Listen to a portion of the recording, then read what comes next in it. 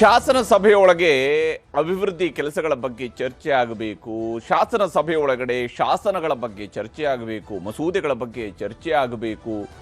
ಗಮನ ಸೆಳೆಯುವ ಸೂಚನೆಗಳ ಮೂಲಕವಾಗಿ ತಮ್ಮ ಕ್ಷೇತ್ರಗಳ ಸಮಸ್ಯೆಗಳನ್ನು ಸರ್ಕಾರದ ಗಮನ ಸೆಳೆಯಬೇಕು ಶಾಸಕರಾದಂಥವರು. ಆದರೆ ಇವತ್ತು ನಮ್ಮ ಶಾಸನ ಸಭೆಯೊಳಗಡೆ ನಡೆದಿರ್ತಕ್ಕಂತಹ ಚರ್ಚೆಯನ್ನು ನೋಡಿದರೆ, ಆಗಿರುವ ವಾಗ್ಯುದ್ಧವನ್ನು ಕೇಳಿಸೋದಿದ್ರೆ ಬಹುಶಃ ಎರಡು ಕಿವಿ ಸಾಲದಲ್ಲ, ಎರಡು ಕಿವಿಯನ್ನು ಕೂಡ ಮುಚ್ಚಿಕೊಂಡ್ರೂ ಸಾಲದು ಅನ್ನುವಂತಹ ರೀತಿಯಲ್ಲಿ ಇತ್ತು. ಆ ಸ್ವರೂಪದ ಮಾತುಗಳು ಇವತ್ತು ಶಾಸನ ಸಭೆಯ ಒಳಗಡೆ ನಡೆದಿದ್ದಾವೆ. ಶಾಸನ ಸಭೆಗೆ ಅದರದ್ದೇ ಆದಂತಹ ಘನತೆ ಇದೆ, ಗೌರವ ಇದೆ. ಆದರೆ ಏಡ್ಸ್ ಇಂಜೆಕ್ಷನ್, ರೇಪಿಸ್ಟ್, ಸೈಕೋ, ಭ್ರಷ್ಟಾಚಾರಿ ಇವೆಲ್ಲ ನಮ್ಮ ಶಾಸನ ಸಭೆಯಲ್ಲಿ ಕೇಳಿ ಬಂದಿರತಕ್ಕಂತಹ ಮಾತುಗಳು. ವಿಧಾನಸಭೆಯಲ್ಲಿ ಮುನಿರತ್ನ ವರ್ಸಸ್ ಡಿಕೆ ವಾರ್, ಬೆಂಗಳೂರು ಅಭಿವೃದ್ಧಿ ವಿಚಾರ, ವೈಯಕ್ತಿಕ ಜಟಾಪಟಿ. ಇದುವೇ ಚದುರಗದ ಮೊದಲ ಸ್ಟೋರಿ. ಇಂಜೆಕ್ಷನ್ ಚುಚ್ಚಿದ್ರ ನನಗೂ ಗೊತ್ತಿದೆ. I know him last 45 years.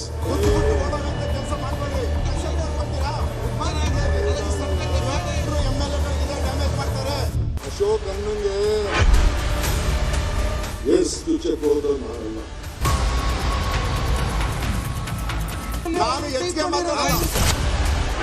ಇರಪ್ಪ, ಒನ್ ಸೆಕೆಂಡ್, ನಾನು ತೆಗಿಬೇಕು ಅನ್ನೋದು ತಂದಿದೆ. ಈಗ ತೆಗಿಯೋದು ಬೇಡ ಅಂತ ಅಶೋಕ್ ಹೇಳೋರೆ ಅಂತಾರೆ. ತೆಗೆದು ಬಿಡಿ, ಏನೇನು ಹೇಳಿದ್ದಾರೆ ಅದಷ್ಟು ಬಹಿರಂಗ ಪಡಿಸಿದ್ರೆ ಬಹಳ ಒಳ್ಳೇದು.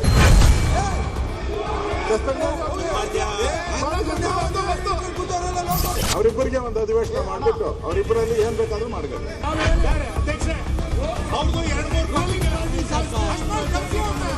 ನೀವು ಕೂತ್ಬಿಟ್ಟು ಓಡೋಗಂತ ಕೆಲಸ ಮಾಡಬೇಡ್ರಿ. ನನಗೆ ನೀವು ಉತ್ತರ ಕೊಡೋ ಶಕ್ತಿ ಇರೋ ಕೂತ್ಕೊಳ್ಳಿ, ನಾನು ಮಾತಾಡ್ತೀನಿ. ಅವರು ಮುಂದತ್ತ ನನ್ನ ತಾಕತ್ ಬೇಕಾ? ಇಲ್ಲ ನೋಡಿ, ತಾಕತ್ ನನ್ನ ಯೋಗ್ಯತೆ, ನನ್ನ ದಮ್ಮು, ನನ್ನ ಯೋಗ್ಯತೆ, ನನ್ನ ದಮ್ಮು, ನನ್ನ ತಾಕತ್ತು ನಾವು ಕೂಡ ಪಾಸಿಟಿವ್ ಆಗಿ ಮಾತಾಡಿ.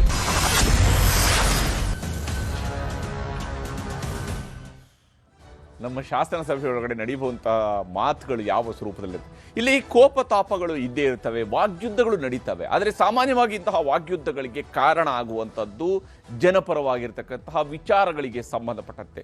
ನಮ್ಮದೇ ಶಾಸನ ಸಭೆಯ ಒಳಗಡೆ ಮೈಕ್ಗಳನ್ನು ಕಿತ್ತೆಸೆದಿರ್ತಕ್ಕಂಥ ಉದಾಹರಣೆಯೂ ಇದೆ.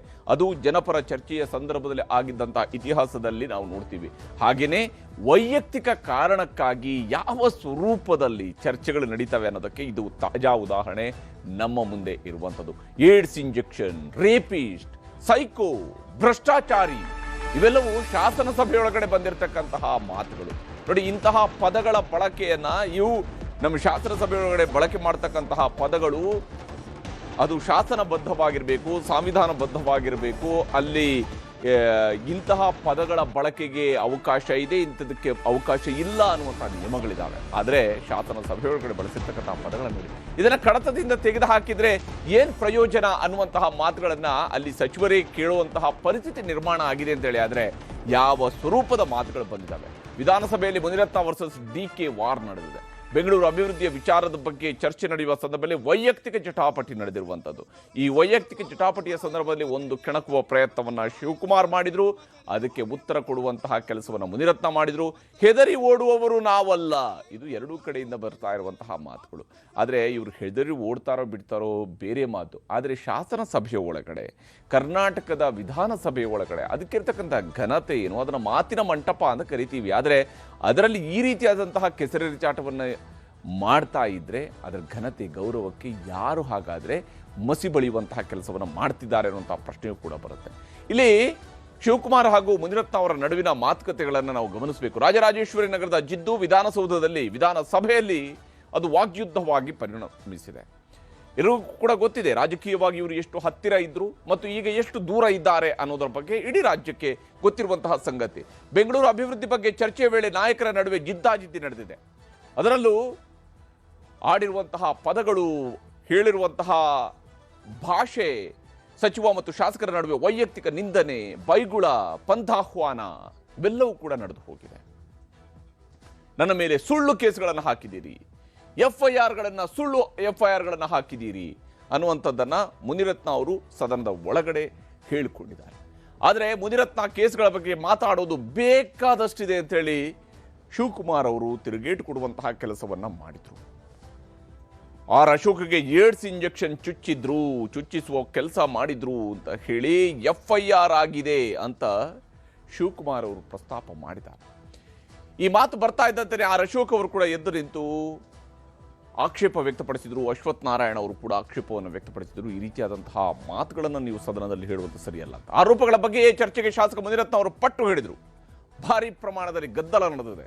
ಯಾಕಂದ್ರೆ ಮುನಿರತ್ನ ಕೂಡ ಕಾಯ್ತಾ ಇದ್ರು, ಈ ವಿಚಾರ ಸದನದ ಒಳಗಡೆ ಬರಲಿ, ಇದರ ಬಗ್ಗೆ ಮಾತನಾಡಬೇಕು ಅಂತ ಹೇಳಿ. ಹೀಗಾಗಿ ಆರೋಪಗಳ ಬಗ್ಗೆ ಚರ್ಚೆಗೆ ಅವರು ಕೂಡ ಪಟ್ಟು ಹೇಳಿದರು. ಭಾರಿ ಗದ್ದಲವೂ ಕೂಡ ನಡೀತು. ಹೇಗೆ ಇತ್ತು ಈ ಗದ್ದಲ ತೋರಿಸ್ತೀವಿ. ನೀವು ಹೆಂಗ್ ಡೈಜೆಸ್ಟ್ ಮಾಡ್ಕೊಳ್ತೀರೋ ಮಾಡ್ಕೊಳ್ಳಿ. ಮುಂದತ್ತ ಬಂದಿರು ನನ್ನ ಹತ್ರ ಪಾಪ ಅವ್ರ ಅನೇಕ ನೋವುಗಳೆಲ್ಲ ಹೇಳ್ಕೊಂಡ್ರು. ನಾನು ಅವ್ರದ್ದು ಕೇಸ್ಗಳಿಗೆ, ಪರ್ಸನಲ್ ಕೇಸು, ಅಸೆಂಬ್ಲಿಲಿ ಏನು ನಡೀತು, ಕಾರಲ್ಲಿ ಏನು ನಡೀತು, ವಿಧಾನಸೌಧದಲ್ಲಿ ಏನು ನಡೀತು, ಅವ್ರ ಕ್ಯಾಬಿನೆಟಲ್ಲಿ ಏನು ನಡೀತು, ಅದೆಲ್ಲ ನನ್ನ ಹತ್ರ ಸ್ಟೋರಿ ಇದೆ. ಈಗ ಬೇಡ ಅದನ್ನೆಲ್ಲ ತಗೋಬೇಕು ಅಂದ್ರೆ ಬೇಕಾದ್ರೆ ಚರ್ಚೆ ಮಾಡೋಕ್ಕೂ ನಾನು ರೆಡಿ ಇದ್ದೀನಿ. ಅವೆಲ್ಲ ಸ್ಟೋರಿ ನೋಡ, ನಿನ್ಗೆ ಆಗಲ್ಲ ಕಣಯ್ಯ. ಏನೇನು ಹೇಳಿದ್ದಾರೆ ಆದಷ್ಟು ಬಹಿರಂಗ ಪಡಿಸಿದ್ರೆ ಬಹಳ ಒಳ್ಳೇದು. ಕಾರ್ಡ್ ಇರ್ಬೋದು. ಆಯ್ತಪ್ಪ, ಕೂತ್ಕೊಳ್ಳಿವ್ರೆ. ಹೇಳಪ್ಪ ಅಣ್ಣ, ಮುನಿರತ್ನ ಅಂತ ಹೇಳಿದ್ರಲ್ಲ, ನೀವೇನ್ ಎದ್ದೇಳ್ತಿದ್ದೀರಿ? ಯಾವ್ದಕ್ಕೆ ಕೇಳ್ತೀನಿ ಅಂದ್ರೆ ಒಂದ್ ನಿಮಿಷ ಕೂತ್ಕೊಳ್ರಿ. ಉತ್ತರ ಕೊಡ್ಲಿ ಅವ್ರೆ. ಅಶೋಕ್ ಅಣ್ಣಂಗೆ ಏಡ್ಸ್ ಚುಚ್ಚಕ್ಕೆ ಹೋದವ್ ನಾನಲ್ಲ. ಏಡ್ಸ್ ಇಷ್ಟೊಂದು ಕಂಪ್ಲೇಂಟ್ ಇದೆ, ಸ್ಪಷ್ಟವಾಗಿ FIR ಇದೆ. ಈಗ ಯಡಿಯೂರಪ್ಪನ ಮನೆ ಏನಾಯ್ತು ಅಂತ ನನ್ನ ಹೇಳಬೇಕಾಗಿಲ್ಲ. ಮಾತಾಡಕ್ಕೆ ಅವಕಾಶ ಕೊಡ್ತೀರಾ ಇಲ್ಲ? ಮಾತಾಡಲಿ, ಉತ್ತರ ಮಾತಾಡಕ್ಕೆ ಅವಕಾಶ ಕೊಡ್ತೀರಾ ಇಲ್ಲ? ಇಂಡಿವಿಜುವಲ್ ಬೇಡ, ಇದು ನಾವು ಕಾರ್ಪೊರೇಷನ್ ಕೊಡ್ತೀರಾ ಇಲ್ವಾ? ಕಾರ್ಪೊರೇಷನ್ ಕೂತ್ಕೊಳ್ಳಿ. ಕಾರ್ಪೊರೇಷನ್ ಬಗ್ಗೆ ಇಂಡಿವಿಜುವಲ್ ಆಗಿ ಬೇಡ. ಇಂಡಿವಿಜುವಲ್ ಅಂದ್ರೆ ನೀವು ನಿಮ್ದು ಅವ್ರದ್ದು ಏನಾಯ್ತು ನಮ್ಗೆ ಗೊತ್ತಿಲ್ಲ. ಹೀಗೆ ಇಂಡಿವಿಜುವಲ್ ಬೇಡ, ನಾವು ಕಾರ್ಪೊರೇಷನ್ ಬಗ್ಗೆ ಚರ್ಚೆ ನಡೆಸಿದ್ದು ಅಂತ ಹೇಳಿ ಆರ್ ಅಶೋಕ್ ಅವರು ಹೀಗೆ ತೆರೆ ಎಳೆಯುವ ಪ್ರಯತ್ನವನ್ನು ಮಾಡಿದರು. ಆದರೆ ಅದು ಅಷ್ಟು ಸುಲಭದಲ್ಲಿ ತೆರೆ ಬೀಳುವಂತಹ ಪ್ರಸಂಗ ಆಗಿರಲಿಲ್ಲ. ಪಾಪ ಪುಣ್ಯದ ಫೈಟ್ ನಡೆದಿದೆ. DK ಶಿವಕುಮಾರ್, ಮುನಿರತ್ನ ಮಧ್ಯೆ ಪಾಪ ಪುಣ್ಯದ ಫೈಟ್ ಕೂಡ ನಡೆದಿದೆ. ಪಾಪ ಮಾಡಿದ್ದೀರಿ, ಪಾಪದ ಕೆಲಸಗಳನ್ನೇ ಮಾಡಿ DCM ಸ್ಥಾನದಲ್ಲಿರೋದು ಅಂತ ಶಿವಕುಮಾರ್ ಅವರಿಗೆ ಮುನಿರತ್ನ ಅವರು ಹೇಳಿದ್ದಾರೆ. DK ಪಾಪದ ಕೆಲಸದಿಂದಲೇ ನನ್ನ ಮೇಲೂ ಕೂಡ FIR ಆಗಿದೆ ಅಂತ ಹೇಳ್ತಿದ್ದಾರೆ. ಶಿವಕುಮಾರ್ ಅವರ ಪಾಪದ ಕೆಲಸದಿಂದಾಗಿ ನನ್ನ ಮೇಲೆ FIR ಆಗಿದೆ ಅನ್ನೋದು ಮುನಿರತ್ನಂ ನಾಯ್ಡು ಅವರ ಸಮರ್ಥನೆ. FIR ಆಗಿದೆ, ನಾನು ಮುನಿರತ್ನಗೆ ಮಣಿಯೋದಿಲ್ಲ ಅಂತ ಹೇಳಿ ಶಿವಕುಮಾರ್ ಅವರು ಕೂಡ ಹೇಳಿದ್ದಾರೆ. ಈ ವಿಚಾರದಲ್ಲಿ FIRಗಳಾಗಿದ್ದಾವೆ. ಮುನಿರತ್ನ ಇಂತಹ ಮಾತುಗಳಿಗೆ ನಾನು ಮಣಿಯೋದಿಲ್ಲ ಅಂತ ಹೇಳಿ ಹೇಳಿದ್ದಾರೆ. ಒಂದು ಮನೆ ಅಲ್ಲ, ಎಷ್ಟು ಮನೆ ಹಾಳು ಮಾಡಿದ್ದೀರಿ ಗೊತ್ತಾ ಅನ್ನುವಂತಹ ಪ್ರಶ್ನೆಯನ್ನು ಮುನಿರತ್ನಂ ನಾಯ್ಡು ಅವರು ಕೇಳಿದ್ದಾರೆ. ನೀನೊಬ್ಬ ರೇಪಿಸ್ಟ್ ಅಂತೇಳಿ ಮುನಿರತ್ನಂ ವಿರುದ್ಧ ನೇರ ವಾಗ್ದಾಳಿಯನ್ನು ಮಾಡಲಾಗಿದೆ. ಇಲ್ಲಿ ಶಿವಕುಮಾರ್ ಅವರು ಈ ವಾಗ್ದಾಳಿಯನ್ನು ಮಾಡಿದ್ದಾರೆ. ಹೀಗೆ ಸದನದ ಒಳಗಡೆ ಬಳಸಬಹುದಾಗಿರ್ತಕ್ಕಂತಹ ಪದಗಳು ಇವ ಅನ್ನುವಂತಹ ಪ್ರಶ್ನೆ ಇದ್ದೇ ಇದೆ. ಏನು ನಡೀತು ಅನ್ನೋದನ್ನು ತೋರಿಸ್ತೀನಿ. ಅವರು ನಿಜವಾಗ್ಲೂ ಒಂದ್ ನಿಮಿಷ ನೀವು ಕೂತ್ಬಿಟ್ಟು ಓಡೋಗಂತ ಕೆಲಸ ಮಾಡಬೇಡ್ರಿ. ನನಗೆ ನೀವು ಉತ್ತರ ಕೊಡೋ ಶಕ್ತಿ ಇರೋ ಕೂತ್ಕೊಳ್ಳಿ, ನಾನು ಮಾತಾಡ್ತೀನಿ. ನಿಮ್ಗೆ ಉತ್ತರ ಕೊಡೋ ಶಕ್ತಿ ಇದ್ರೆ ಮಾತಾಡಿ. ಮುಖ್ಯಮಂತ್ರಿಗಳು ಬೆಂಗಳೂರು ಬಗ್ಗೆ ಮಾತಾಡ್ತಿರೋ ಈ ಪರ್ಸನಲ್ ವಿಚಾರದಲ್ಲಿ ಹೋಗ್ಬಿಟ್ಟು ಈ ಬೆಂಗಳೂರು ವಿಚಾರ ಕೈಬಿಟ್ಟು ಹೋಗುವಂತದ್ದಾಗುತ್ತೆ. ದಯವಿಟ್ಟು ಸರ್ ಕೂತ್ಕೊಳ್ಳಿ ಸರ್. ಇದು ದಯವಿಟ್ಟು MLAಗಳು ನಾಳೆ ದಿನ ಎಲ್ಲರೂ MLAಗಳಿಗೆ ಡ್ಯಾಮೇಜ್ ಮಾಡ್ತಾರೆ. ಇವತ್ತು ಇಲ್ಲಿರ್ಬೋದು, ನಾಳೆ ಅಲ್ಲಿರ್ಬೋದು. ಇದು ಸ್ಪಷ್ಟವಾಗಿ ಒಂದು ಉತ್ತರ ಸಿಗ್ಬೇಕು. ಸರ್ ಕೂತ್ಕೊಳ್ಳಿ ಸರ್, ಒಂದ್ ನಿಮಿಷ. ಸಭಾಧ್ಯಕ್ಷರೇ,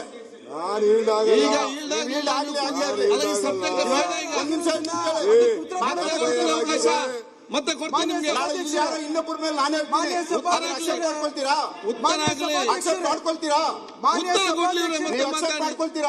ಉತ್ತರ ನಾನು ಕೇಳೋದು ಕೇಳಿ. ಮಾನ್ಯ ಸಭಾಧ್ಯಕ್ಷರೇ, ನಾನು ಹೆಚ್ಚಿಗೆ ಮಾತಾಡಲ್ಲ. ಈ ವಿಚಾರದಲ್ಲಿ ನಾನು ಹೆಚ್ಚಿಗೆ ಮಾತಾಡಲ್ಲ. ನೀವು ನಿಜವಾಗ್ಲೂ ಒಂದು ಉಪಮುಖ್ಯಮಂತ್ರಿ ನಾನು ಪ್ರೂವ್ ಮಾಡ್ತೀನಿ. ಕೂತ್ಕೊಳ್ಳಿ, ಒಂದ್ ನಿಮಿಷ ಕೂತ್ಕೊಳ್ಳಿ. ನಾನು ಕೂತ್ಗಿಡ ಒಂದ್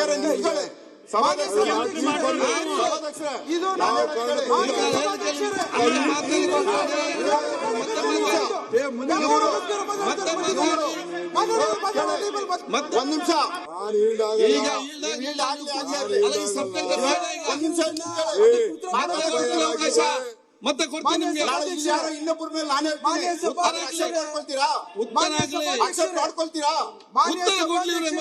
ಮಾಡ್ಕೊಳ್ತೀರಾ? ಉತ್ತರ ನಾನು ಕೇಳೋದು ಕೇಳಿ. ಮಾನ್ಯ ಸಭಾಧ್ಯಕ್ಷರೇ, ನಾನು ಹೆಚ್ಚಿಗೆ ಮಾತಾಡಲ್ಲ. ಈ ವಿಚಾರದಲ್ಲಿ ನಾನು ಹೆಚ್ಚಿಗೆ ಮಾತಾಡಲ್ಲ. ಕೇಳಿ, ನೀವು ನಿಜವಾಗ್ಲೂ ಒಂದು ಉಪಮುಖ್ಯಮಂತ್ರಿ ನಾನು ಪ್ರೂವ್ ಮಾಡ್ತೀನಿ. ಕೂತ್ಕೊಳ್ಳಿ, ಒಂದ್ ನಿಮಿಷ ಕೂತ್ಕೊಳ್ಳಿ. ನಾನು ಕೂತ್ಗಿಡ ನಿಂತ್ಕೊಳ್ಳಿ. ಸಭಾಧ್ಯಕ್ಷರೇ, ಇದು ನಾನು ಕೇಳಿ.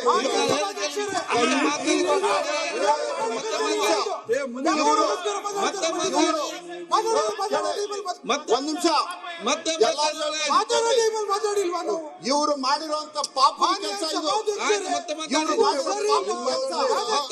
ಇವ್ರು ಮಾಡಿರೋ ಈಗ ಮಾತಾಡಬೇಡಿ ಹೆಸರು ಹೇಳ್ತಾರಲ್ಲ ಇಂಥ ಪಾಪ ಕೆಲಸ ಮಾತಾಡಿ ಅಧಿಕಾರನ ದುರ್ಬಳಕೆ ಮಾಡ್ಕೊಂಡು ಮತ್ತೆ ನನ್ನ ಮೇಲೆ FIR ಹಾಕ್ಸಿರೋದು.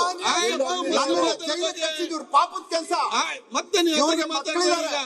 ಇವ್ರು ಇಬ್ಬರು ಮೂರು ಜನ ಮಕ್ಕಳಿದ್ದಾರೆ. ಇವ್ರ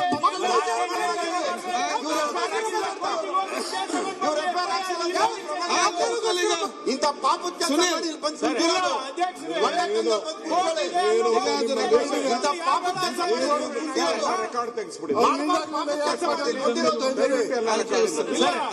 ಒಂದು ಎರಡು ಪಾಪದ ಕೆಲಸ ಬೇಡ ಯಾವುದು ಬೇರೆ ವಿಷಯ ಬಂದಿದೆ ಅದನ್ನ ರೆಕಾರ್ಡ್ ತೆಗೆದು ಅವ್ರು ಮಾತಾಡೋ ವಿಚಾರ ಹೇಳ್ತಾ ಇದ್ದೇನೆ ನಾನು. ಕಸದ್ ಮಾತಾಡೋಲ್ಲ ಅವ್ರು ಕಸದ್ ವೈಯಕ್ತಿಕ ಬೇಡ ಸರ್, ವೈಯಕ್ತಿಕ ಅಲ್ಲ, ವೈಯಕ್ತಿಕ ನೀವೇನ್ರಿ ನೀವು ಒಂದು ಮನೆ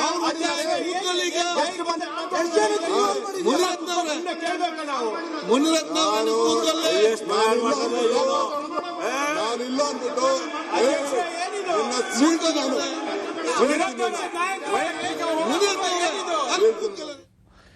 ಹೀಗೆ ಮಾತು ಯಾವ ಸ್ವರೂಪದಲ್ಲಿ ಸಾಗ್ತಾ ಹೋಗಿದೆ. ವೈಯಕ್ತಿಕ ಬೇಡ ಸಾರ್ ಅಂತ ಹೇಳಿ ಆ ಕಡೆಯಿಂದ ಅಶ್ವಥ್ ನಾರಾಯಣ ಅವರು ಕೂಡ ರಿಕ್ವೆಸ್ಟ್ ಮಾಡ್ತಾ ಇದ್ರು. ಆದರೆ ಇಲ್ಲಿ ವೈಯಕ್ತಿಕ ಬಿಟ್ಟು ಬೇರೇನೂ ಆಗಲಿಲ್ಲ. ಇಲ್ಲಿಂದ ನಂತರ ಮುಂದುವರೆದು ದಮ್ಮು ತಾಕತ್ತಿನ ಬಗ್ಗೆಯೂ ಕೂಡ ಪ್ರಸ್ತಾಪ ಆಯಿತು. ಕೆ ಶಿವಕುಮಾರ್ ಸದನದಲ್ಲಿ ಇಲ್ಲದೇ ಇದ್ದಾಗ ಹಲವು ಆರೋಪಗಳು ಕೂಡ ಮಾಡಲಾಗಿತ್ತು. ಅವರ ವಿರುದ್ಧ ಆರೋಪಗಳನ್ನು ಮಾಡಲಾಗಿತ್ತು. ರಿಂಗ್ ರೋಡು, ಟನೆಲ್ ರೋಡು ಸೇರಿದಂತೆ ಕಾಮಗಾರಿಗಳ ಅಕ್ರಮಗಳ ಬಗ್ಗೆ ಪ್ರಸ್ತಾಪ ಆಗಿತ್ತು. ಅದು ಸಹಜವಾಗಿಯೇ ಡಿಬೇಟ್ ಸಂದರ್ಭದಲ್ಲಿ ಆಗುವಂತಹ ಪ್ರಸ್ತಾಪ. ಆ ಸಂದರ್ಭದಲ್ಲಿ ಅವರು ಇರ್ತಾರೆ, ಇರದೇ ಇಲ್ಲ, ಇವು ಇದ್ದೇ ಇರುತ್ತೆ ಸದನದ ಒಳಗಡೆ ನಡೆಯುವಾಗ. ಆದರೆ DCM ದುಡ್ಡು ಹೊಡೆದಿದ್ದಾರೆ ಅಂತ ಹೇಳಿ ಆರ್ ಅಶೋಕ್ ಅವರು ಆರೋಪವನ್ನು ಮಾಡಿದರು ಸದನದ ಒಳಗಡೆ. ಹೀಗಾಗಿ ಅಶೋಕ್ ಮತ್ತು ಮುನಿರತ್ನ ಸೇರಿ ಎಲ್ರಿಗೂ ಕೂಡ ಒಂದೇ ಧಾಟಿಯಲ್ಲಿ DK ಅವರು ಉತ್ತರ ಕೊಡುವಂತಹ ಕೆಲಸವನ್ನು ಮಾಡಿದರು. ಇಲ್ಲಿ ನಾನು ಯಾವ ಕಾರಣಕ್ಕಾಗಿ ಟನೆಲ್ ರೋಡ್ ಮಾಡಿಸಿದ್ದೀನಿ, ಯಾವ ಕಾರಣಕ್ಕಾಗಿ ರಿಂಗ್ ರೋಡನ್ನು ಇದು ಮಾಡಿಸ್ತಾ ಇದ್ದೀನಿ ಅನ್ನುವಂತಹ ವಿಚಾರಗಳಿಗೆ ಸಂಬಂಧಪಟ್ಟಂತೆಯೂ ಕೂಡ ಆರ್ ಅಶೋಕ್ ಅವರು ಅಶೋಕ್ ಅವರ ಪ್ರಶ್ನೆಗಳಿಗೆ ಉತ್ತರವನ್ನು ಕೊಟ್ಟಿದ್ದಾರೆ DCM DK ಶಿವಕುಮಾರ್. ಆಯ್ತು. ನಾನು ಇಲ್ದೆ ಹೋದಾಗ ಇಲ್ಲೇನೇನ್ ನಡೆದಿದೆ? ಇಲ್ಲ ನಾನು ಇಲ್ದೆ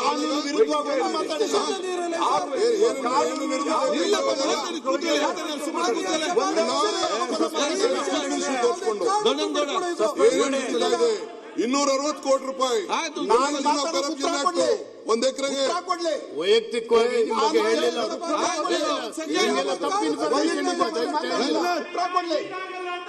ಆಯ್ತು, ಕೂತ್ಕೊಳ್ಳಿ. ಈಗ ಉತ್ತರ ಕೊಡ್ಲಿ. ಉತ್ತರ ಕೊಡ್ಲಿ.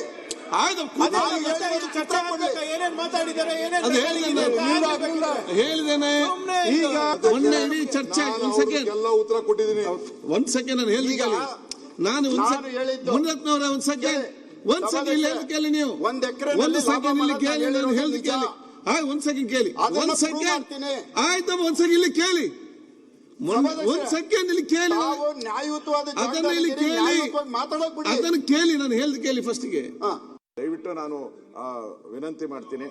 ನಮ್ಮ ಅಲ್ಲ ಒಂದೇ ನಿಮಿಷ ತಾಳೋಣ, ಒಂದೇ ನಿಮಿಷ ನೀನ್ ಹೇಳೋದಕ್ಕೆ ಉತ್ತರ ತಾಳಿ, ಒಂದೇ ನಿಮಿಷ. ಅವನು ಮುನ್ರತ್ನ ನನ್ ತಾಕತ್ ಬೇಕಾ?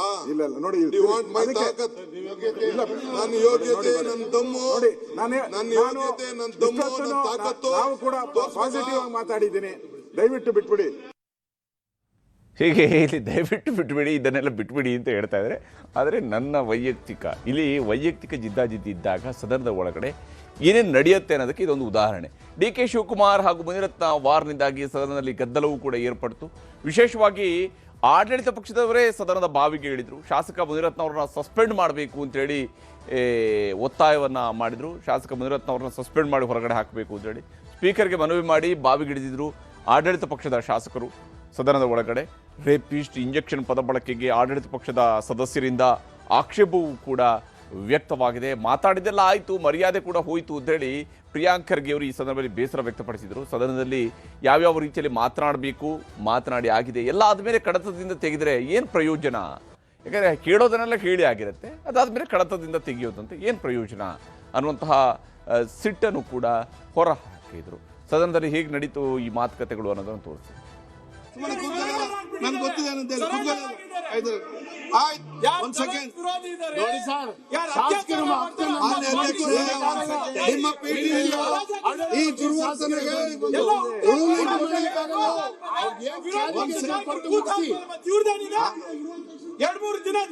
ಗೊತ್ತದಪ್ಪ. ಒಂದ್ ಸೆಕೆಂಡ್ ಆಯ್ತು, ನೀವೆಲ್ಲ ನೋಡಿ ಸನ್ಮಾನ್ಯ ಅಧ್ಯಕ್ಷ ಒಂದ್ ಸೆಕೆಂಡ್ ಸನ್ಮಾನ ಕೂತ್ಕೊಳ್ಳಪ್ಪ. ಆಯ್ತು, ಒಂದ್ ಸೆಕೆಂಡ್. ಹೀಗೆ ಒಂದು ಕಡೆಯಲ್ಲಿ ಯು ಟಿ ಖಾದರ್ ಅವರು ಒಂದು ಸೆಕೆಂಡ್ ಅಂತ ಹೇಳಿದ್ರೆ, ಇದು ಒಂದು ಸೆಕೆಂಡ್ ಅಂತ ಹೇಳ್ಕೊಂಡು ನಿಮಿಷಗಳ ಗಟ್ಟಲೆ ಅದೇ ಮಾತುಕತೆ ನಡೀತಿದೆ, ಅದೇ ವೈಯಕ್ತಿಕ ಆರೋಪಗಳು ನಡೀತವೆ. ಇದರ ನಡುವೆ ಶಿವಕುಮಾರ್ ಅವರು ಬ್ರ್ಯಾಂಡ್ ಬೆಂಗಳೂರು ಬಗ್ಗೆ ಮಾತನಾಡಿದರು. ಬೆಂಗಳೂರು ಅಭಿವೃದ್ಧಿ ಬಗ್ಗೆ ಸದನದಲ್ಲಿ ಡಿ ಕೆ ಶಿವಕುಮಾರ್ ಅವರು ಉತ್ತರವನ್ನು ಕೊಡ್ತಾ ತಮ್ಮ ಕೆಲಸಗಳ ಬಗ್ಗೆ ಅವರು ಹೇಳಿಕೊಂಡ್ರು. ಮುಂದಿನ ದಿನಗಳಲ್ಲಿ ಡಿ ಕೆ ಶಿ ಹೊಗಳುವ ಕೆಲಸಗಳಾಗ್ತಿವೆ. ಮುಂದಿನ ದಿವಸಗಳಲ್ಲಿ ಡಿ ಕೆ ಶಿವಕುಮಾರ್ ಅವರನ್ನ ಹೊಗಳೋ ಕೆಲಸಗಳು ಆಗ್ತವೆ. ಬೆಂಗಳೂರಿಗೆ ಕಾವೇರಿ 5ನೇ ಹಂತದ ನೀರನ್ನು ನಾವು ತಂದಿದ್ದೇವೆ. ಅಷ್ಟೇ ಅಲ್ಲದೆ 6ನೇ ಹಂತಕ್ಕೂ ಕೂಡ 7,000 ಕೋಟಿ ರೂಪಾಯಿ ಅಂದಾಜು ಮಾಡಲಾಗಿದೆ. ಆ ಒಂದು ಹಣವನ್ನು ಒದಗಿಸುವಂಥ ಕೆಲಸ ಮಾಡ್ತೀವಿ. ರಸ್ತೆ ಗುಂಡಿಗಳನ್ನು ಮುಚ್ಚಿದ್ದೇವೆ. ಶಾಶ್ವತ ಪರಿಹಾರ, ರಸ್ತೆ ಗುಂಡಿಗಳಿಗೆ ಶಾಶ್ವತ ಪರಿಹಾರ ಸಿಗುತ್ತೆ ಅನ್ನುವ ಭರವಸೆಯನ್ನು ಕೊಟ್ಟಿದ್ದಾರೆ. ಜಕ್ಕೂರಿನಲ್ಲಿ ಕ್ರೀಡಾ ಸಂಕೀರ್ಣ ಆಗುತ್ತೆ. ಹಾಗೆ ಕ್ರೀಡೆಗೆ ಪ್ರೋತ್ಸಾಹ ಕೊಡುವಂತಹ ಕೆಲಸವನ್ನು ಸರ್ಕಾರ ಮಾಡುತ್ತೆ ಅನ್ನುವಂಥನ್ನು ಹೇಳಿದ್ದಾರೆ. ಈ ಖಾತಾ ಅಕ್ರಮಗಳ ಬಗ್ಗೆ ಅಧಿಕಾರಿಗಳ ವಿರುದ್ಧ ಕ್ರಮ ಆಗಿದೆ ಅನ್ನುವಂತಹದ್ದನ್ನು ಕೂಡ ಸದನದ ಗಮನಕ್ಕೆ ತಂದರು. ಇನ್ನು ರಸ್ತೆ ಅಗಲೀಕರಣ ಮಾಡೋದಕ್ಕೆ ಆಗೋದಿಲ್ಲ, ಹಾಗಾಗಿನೇ ಟನಲ್ ರಸ್ತೆಯನ್ನು ನಾವು ಮಾಡ್ತೇವೆ. ಬೆಂಗಳೂರಲ್ಲಿ ರಸ್ತೆ ಅಗಲೀಕರಣಕ್ಕೆ ನಮಗೆ ಜಾಸ್ತಿ ಸ್ಕೋಪ್ ಇಲ್ಲ, ಹೀಗಾಗಿ ಟನಲ್ ರಸ್ತೆಯನ್ನು ಮಾಡ್ತೀವಿ ಅನ್ನುವಂತಹ ಮಾತನ್ನು ಹೇಳಿದ್ದಾರೆ. ಪೆರಿಫರಲ್ ರಿಂಗ್ ರಸ್ತೆ ಮಾಡಿದ್ದೇವೆ ಮತ್ತು ಟ್ರಾಫಿಕ್ ಕಂಟ್ರೋಲ್ ಆಗಿದೆ ಇದರಿಂದಾಗಿ ಅನ್ನುವಂತಹ ಅಭಿಪ್ರಾಯವನ್ನು ಕೂಡ ವ್ಯಕ್ತಪಡಿಸಿದ್ದಾರೆ. ಬೆಂಗಳೂರು ಜಗತ್ತಿನ 6ನೇ ಅತಿದೊಡ್ಡ ಟೆಕ್ ಹಬ್ ಆಗಿ ಬೆಳೆದಿದೆ. ಹೀಗಾಗಿ ಇದಕ್ಕೆ ಬೇಕಾಗಿರುವಂಥ ಎಲ್ಲ ಇನ್ಫ್ರಾಸ್ಟ್ರಕ್ಚರನ್ನು ಒದಗಿಸುವಂತಹ ಕೆಲಸವನ್ನು ತಮ್ಮ ಸರ್ಕಾರ ಮಾಡ್ತಾ ಇದೆ ಅನ್ನುವಂಥದ್ದನ್ನು ಬೆಂಗಳೂರು ಉಸ್ತುವಾರಿ ಸಚಿವರು, ಬೆಂಗಳೂರು ನಗರಾಭಿವೃದ್ಧಿ ಸಚಿವರು ಆಗಿರುವಂತಹ ಶಿವಕುಮಾರ್ ಅವರು ಈ ವಿಚಾರದಲ್ಲಿ ಅಶೋಕ್ ಅವರು ಏನು ಹೇಳಿದ್ದಾರೆ ಅನ್ನೋದನ್ನು ತೋರಿಸಿ. ತಿರ್ಗೋದು ಗಿರ್ಗಿಟ್ಲೆ ಅದೇನು ಹೇಳಿದ್ರಲ್ಲಪ್ಪ ಇವಾಗ, ನನಗೆ ಹೇಳಕ್ ಬರಲ್ಲ. ಗಿರ್ಗಿಟ್ಲೆ ನಮ್ಮ ಹಿಂದೆ ಸ್ಕೈ ಡೆಕ್ಕು, ಅದಕ್ಕೆ ಒಂದು ಏನು ಮಾಡ್ಬೇಕು ಸರ್ ನಾವು ಬೆಂಗಳೂರವರು? ನಮ್ಮ ಕತೆ ಏನಾಗಬೇಕು?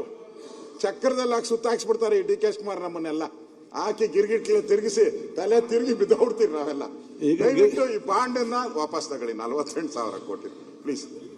ಅಧ್ಯಕ್ಷೆ ಇನ್ನು ಈಲ್ಡಾಗಲ್ಲ ಲಾಸ್ಟ್. ಹೀಗೆ ಇಲ್ಲಿ ಸಾಕಷ್ಟು ವಿಚಾರಗಳ ಬಗ್ಗೆ ಚರ್ಚೆ ಆಯಿತು. ಆದರೆ ಎಲ್ಲಕ್ಕಿಂತ ಈ ರೀತಿಯಂಥ ಇಂಜೆಕ್ಷನ್ ವಿಚಾರಗಳು ಇದು ವೈಯಕ್ತಿಕವಾಗಿ ಓಕೆ, FIR ಆಗಿದೆ, ಪ್ರಕರಣ ನಡೀತಾ ಇದೆ, ಕೋರ್ಟ್ ಇದೆ, ತನಿಖೆ ನಡೆಸೋದಕ್ಕೆ ಅಧಿಕಾರಿಗಳಿದ್ದಾರೆ. ಅದನ್ನು ರಾಜಕೀಯವಾಗಿ ಸದನದ ಒಳಗಡೆ ಪ್ರಸ್ತಾಪಿಸೋದರ ಔಚಿತ್ಯ ಏನು? ಅದರಿಂದ ಏನು ಚರ್ಚೆ ಆದಂಗೆ ಆಗುತ್ತೆ? ಹೋಗಲಿ ಸದನದ ಒಳಗಡೆ ಇದು ಚರ್ಚೆ ಆಗೋದಿದ್ರೆ FIR ಹಾಕೋದು ಯಾಕೆ, ಇಲ್ಲಿ ತನಿಖೆ ನಡೆಸೋದು ಯಾಕೆ? ಮತ್ತು ಇಂತಹ ವಿಚಾರಗಳು ಇಲ್ಲಿ ಬಂದಾಗ, ಮುನ್ನೆಲೆಗೆ ಬಂದಾಗ ಸದನವನ್ನು ಹಾಗಾದರೆ ಹೇಗೆ ಹ್ಯಾಂಡಲ್ ಮಾಡ್ತಾ ಹೋಗ್ತಾರೆ? ಎಲ್ಲ ಪ್ರಶ್ನೆಗಳು ಕೂಡ ಇಲ್ಲಿರುವಂಥದ್ದು. ನಿಜಕ್ಕೂ ಇದು ಸದನದಲ್ಲಿ ಈ ರೀತಿಯಂಥ ಚರ್ಚೆಗಳು ಆಗಬೇಕಾದ ವಿಚಾರನ ಅನ್ನುವಂತಹ ಪ್ರಶ್ನೆಯೂ ಕೂಡ ಇದ್ದೇ ಇರುವಂಥದ್ದು.